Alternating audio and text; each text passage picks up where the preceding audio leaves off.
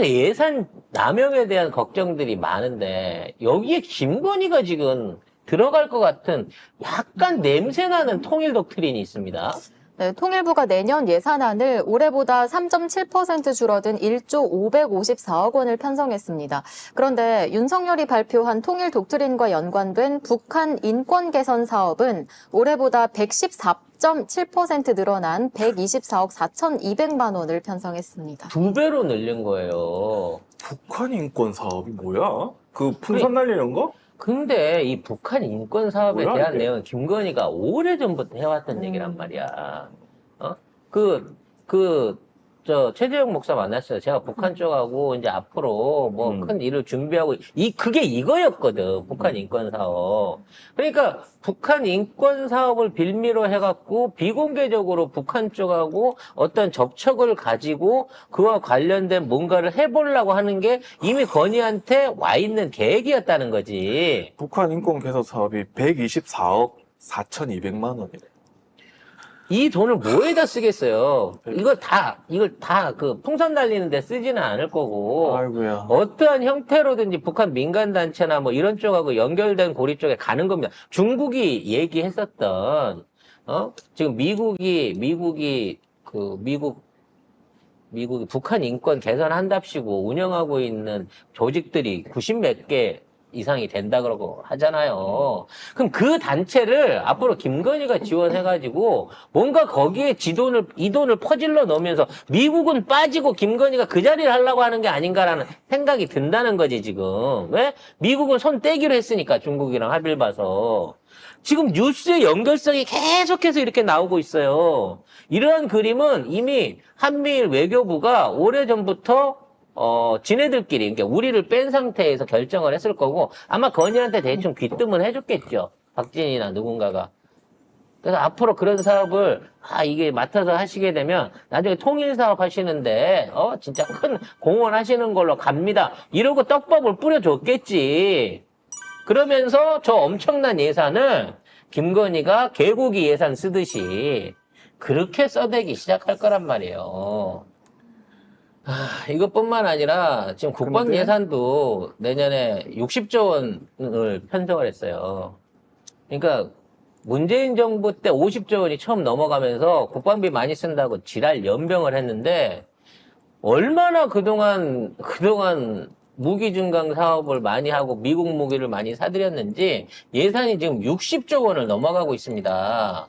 근데 현재 전력 운영비죠. 그러니까 군인들 운영하는 전력 운영비로 4.2%가 늘어나고 방위력 개선비, 뭐 무기 구입비죠. 18조 원이 되면서 2.4%가 증가를 했어요. 이거는 평년적인 수준의 증가율을 보이고 있습니다. 근데 갑자기 간부 주거시설 개선 예산이 49.5%. 거의 50%가 올라가는 거죠. 그 다음에 초급 간부 숙소가 6,400억. 그래서 두 개로 1,400억 가까운 돈을 숙소를 개선하는 데 쓰겠다는 거예요. 1조 3천억. 그렇죠. 1조 4천억이야. 1조 3,800억 가까운 돈은 군인들 숙소를 개선하는데 쓰겠대. 근데 이게 다 간부 숙소라는 거예요. 이 얘기는요, 우리 기억해 보시면 군부대 가면 저기 군부대 사옥들 있어요. 뼈큐. 바로 군인들 부대 옆에 있는 군인들, 직업 군인들이 사는 사옥들이 있거잖아. 아파트들. 군인 아파트. 군인 아파트들. 사실 이게 너무 오래되긴 했어. 막 진짜? 20년, 30년 오래되긴 했는데, 난 벽 뚫린 것도 본 적 있어. 이거를 전면 재건축을 하겠다는 얘기입니다. 전면 재건축을. 이 비용을 왜 갑자기 여기 끼워 넣었을까? 1조이 넘는 비용을. 삼부토건이 수주하겠군요. 저 그렇게 생각합니다. 라고, 우리 벌써 이준희님께서 바로 삼부토건이 수주하겠군요. 히림 종합 건축사 사무소에서 설계를 하겠지. 다누린 건설도 참여를 하겠군요. 네. 21g도 수주할 거라고. 야, 우리 다 알고 있어. 다 알고 이미. 있어, 아주. 야, 이미 다 알고 있어. 이미 계약, 아니, 예산도 확보를 못 했는데, 내년 건축 누가 계획이 누가 쭉 할지 나오게 알다. 되네요. 우리 다 알겠네요. 이게 엄청 큰 사업이에요. 생각을 해보세요. 전국에 있는 군인 아파트들을 전부 다 새로 지으려고 하면요. 이게 1, 2년에 되는 공사도 장난 아니고, 아니지. 일단 착공만 해놓게 되면 완공까지 매년 이보다 더 많은 예산들을 투입을 해야 돼. 왜? 공사는 처음에 기초만 파잖아.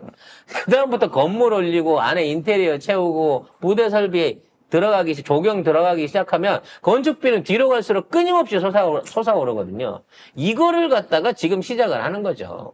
건설업체 매겨 살리기입니다, 결국은. 그리고 그 생각 혹시 안 드세요?